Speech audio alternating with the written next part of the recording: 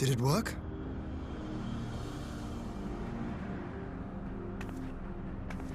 It did.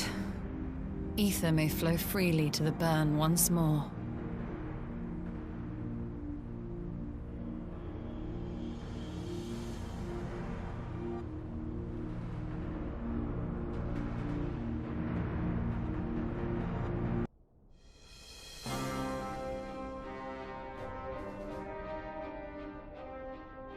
Mistress Lyse, Commander Aldin, it gives me great pleasure to formally welcome the city-state of Ala Mhigo to the Eorzean Alliance.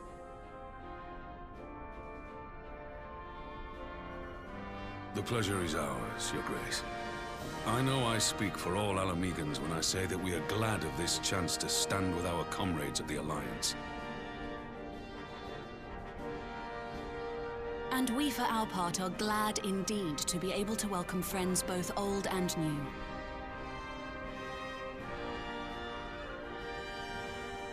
Lord Hien of Doma, at your service.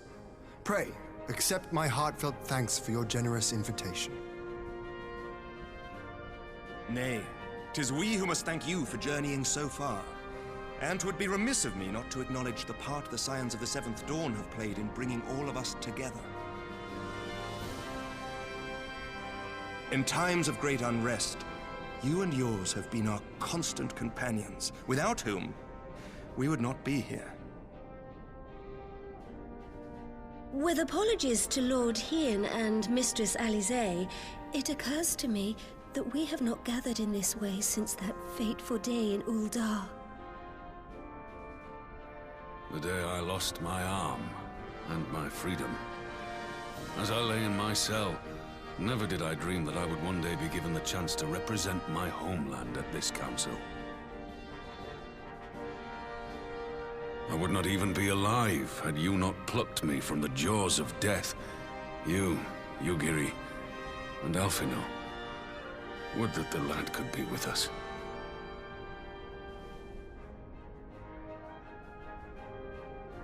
I too owe my presence here to Alphinaud, in so many ways.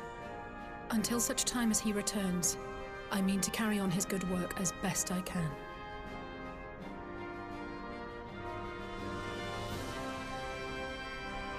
Come, friends. Let us leave the past in the past and turn our eyes to the future. My Lord Hien, pray, tell us how things stand in the East.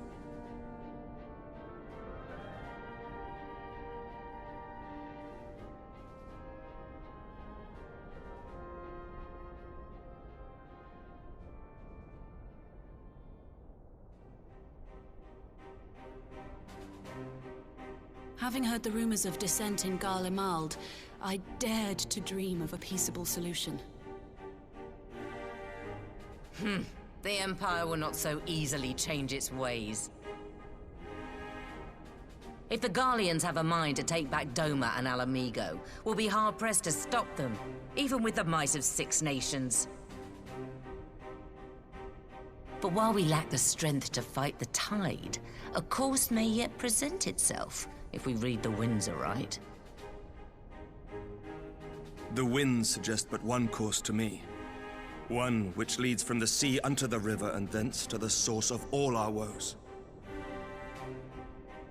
The Ascians. Indeed. All here have felt their blighted touch. It was the bringers of chaos who nurtured the Archbishop's tyrannical ambitions. They who bestowed upon him the secrets of summoning, as they have so many others before and since. And while they remain, we shall know no peace. Our objective is clear. The question is how to achieve it. That our enemy parades about in Xenos' skin poses problems in itself, but ere we get to them, how are we to infiltrate the Empire and get close enough to strike?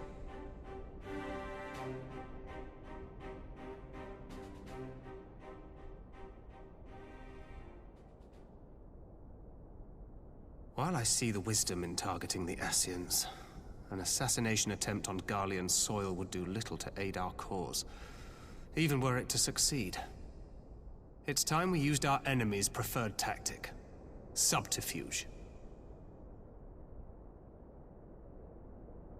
You have an idea? Speak your mind, Master Thancred.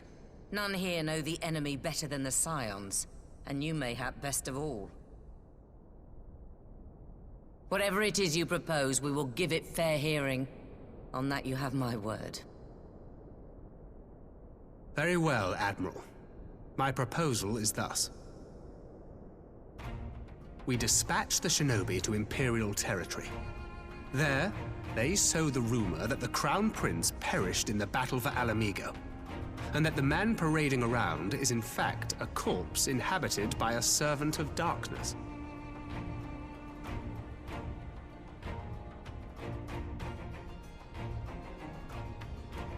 Well, it does have the ring of truth about it. And were the Garleans to learn that their future ruler is a puppet, the Empire would be shaken to the core. But at the risk of sounding stupid, would they actually believe such an unlikely story? I didn't. Ordinarily not. But prior to his miraculous recovery, rumors of Zenos' death had already begun to circulate around the Empire. Ultimately, however, what the masses believe is not our chief concern. Our true objective is to create an opening for rival factions within Garlemald to exploit. Just as a war of succession erupted in the wake of Emperor Solus's death.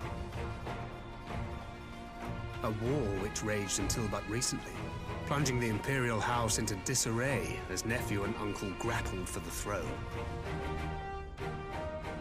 It is no coincidence that one of Varys' first acts as Emperor was to name Zenos heir apparent, family feuds being so tiresome when armies are involved. Not all welcomed his choice of successor, however. There is no shortage of individuals who aspire to the throne, who would jump at any chance to seize power. The news that Zenos is not only dead, but a puppet to diabolical forces would be too enticing to ignore. The Empire would not be quick to recover from a second war of succession. I am no stranger to infiltrating Imperial territory. With a team of operatives gathered from among the Alliance's finest, the plan should have a reasonable chance of success. Dorma already has shinobi in place throughout the provinces. We stand ready to act, and act we must. What say you all?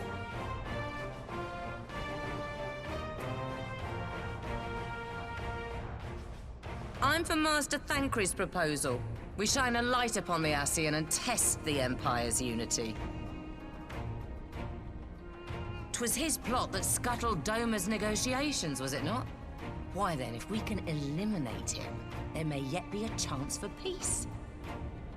Let us wage this war of subterfuge, that we may one day lay down our arms. Gods know we never will while the Ascians remain.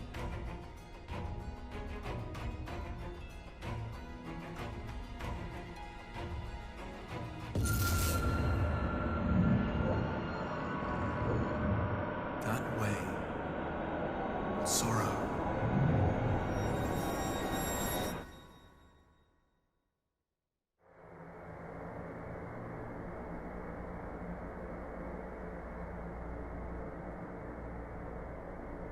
History must be changed.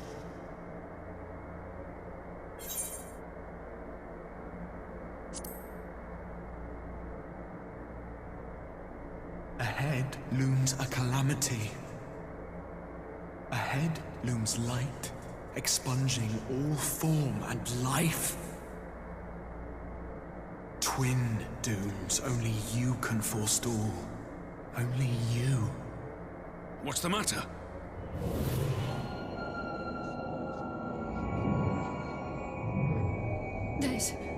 There's a voice. Spies in our midst? Nay, I sense no such presence. Let expanse contract. Eon become instant. throw wide the gates that we may pass.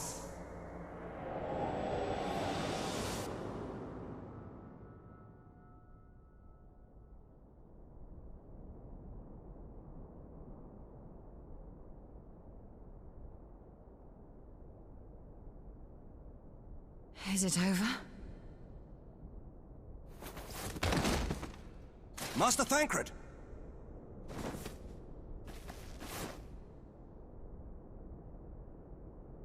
12 for Fend.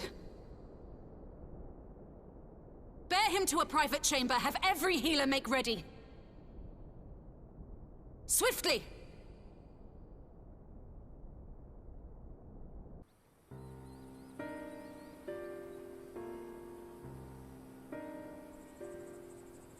Master Thancred remains in slumber. Though his vital signs appear stable, he's unresponsive. What could have done this? And why just him and not the others? I'm afraid we could not identify the cause, my lady.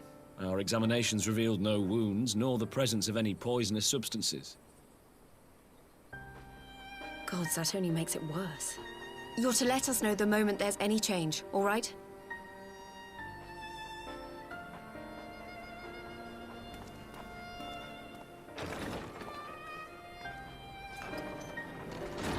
Thank you for coming. Knowing Thancred, he would apologize for being otherwise engaged at so crucial a juncture. In gifting us a course of action, Thancred sowed the seed of all that is to follow. We have but to nurture it as best we can. To him, I would say, rest easy, that he may wake to enjoy the fruits of our labors. Now, the matter of the mysterious voice must not be forgotten. Will you tell me exactly what happened? Alize and I heard a voice in the moments before Thancred collapsed. It was accompanied by a severe headache, as if something were clutching at our minds. Did you experience the same thing?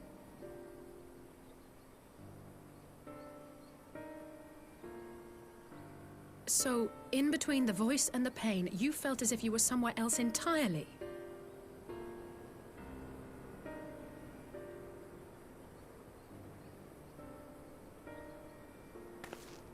Your testimony confirms my suspicion. That which you experienced was, I believe, your soul being plucked from your flesh. Called. Called?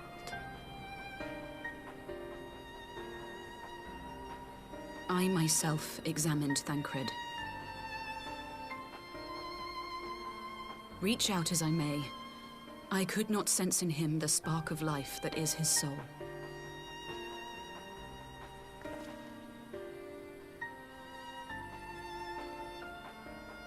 That Thancred alone was stricken so is likely due to his heightened sensitivity to the effects of ether, a consequence of his prior possession by the Ascian Lahabrea. The owner of the voice, whoever it may be, reached out to you, called your souls, and in so doing, caused you and yours such pain. But if that's true, where exactly are we being called to? I know not. Yet one thing is plain. Whoever waits for you on the other side is possessed of a power unlike any I have ever known.